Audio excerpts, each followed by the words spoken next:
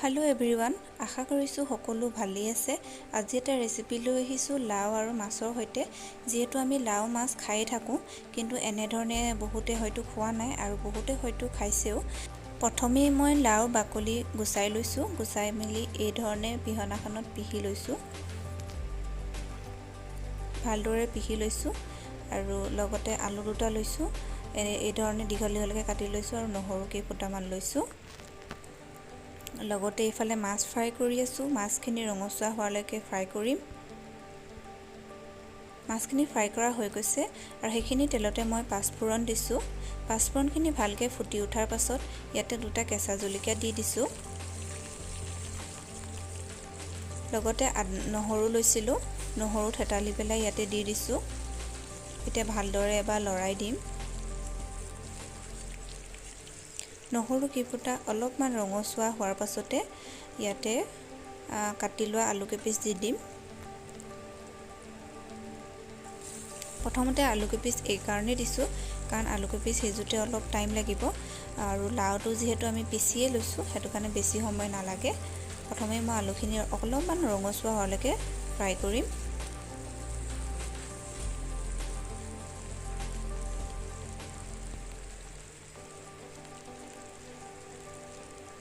ইয়াতে দিছোঁ এতিয়া 1 চামুচ হালধি,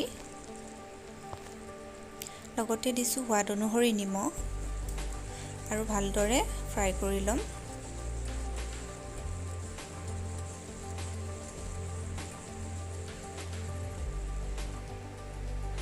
পাঁচ মিনিটমান ভজাৰ পাছতে এটা ধুনীয়া কালাৰ আহিছে আৰু এতিয়া যিখিনি পিহি লৈছিলোঁ লাও, সেইখিনি ইয়াতে দি দিছোঁ। এতিয়া খুব ধুনীয়াকৈ এবাৰ লৰাই দিম। লাওখিনি ভালদৰে গলি যোৱালৈকে ভাজি থাকিম আৰু লাওৰ পৰা এটা যিহেতু পানী ওলাব ন, সেই পানীখিনিতে আলু আৰু লাও ধুনীয়াকৈ সিজি যাব।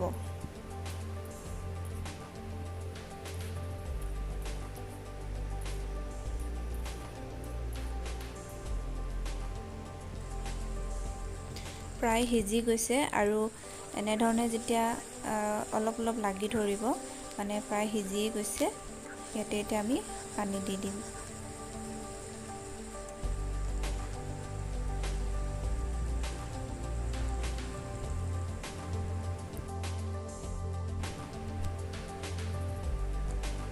পানীখিনি দি ভালদৰে এবাৰ উতলিব দিম। পানীটো নিজৰ জোখ অনুযায়ী দিব পাৰে, কিমান জোল খায়, মই ইমানখিনি দিছোঁ।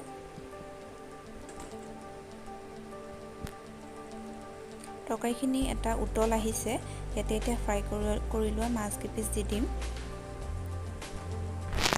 ফ্ৰাই কৰি লোৱা মাছ কেইপিচ দি আকৌ ইয়াক 10 মিনিটমানৰ কাৰণে উতলিব দিম। মাছৰ আৰু লাওৰ যিটো ফ্লেভাৰ একলগ হৈ যোৱালৈকে 10 মিনিটমানৰ কাৰণে উতলিব দিম।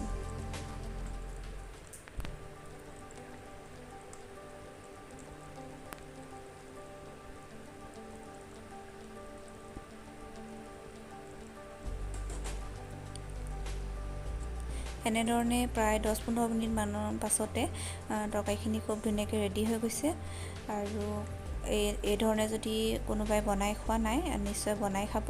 যিহেতু আমি সদায় একেধৰণে খাই থাকোঁ ন, এনেধৰণে যদি আমি এবাৰ খাই চাওঁ, খাবলৈ খুব সোৱাদ লাগিব। শেষত ভিডিঅ'টি চাই কেনেকুৱা পালে জনাবলৈ নাপাহৰিব। শেষলৈ চোৱাৰ বাবে ধন্যবাদ থাকিল।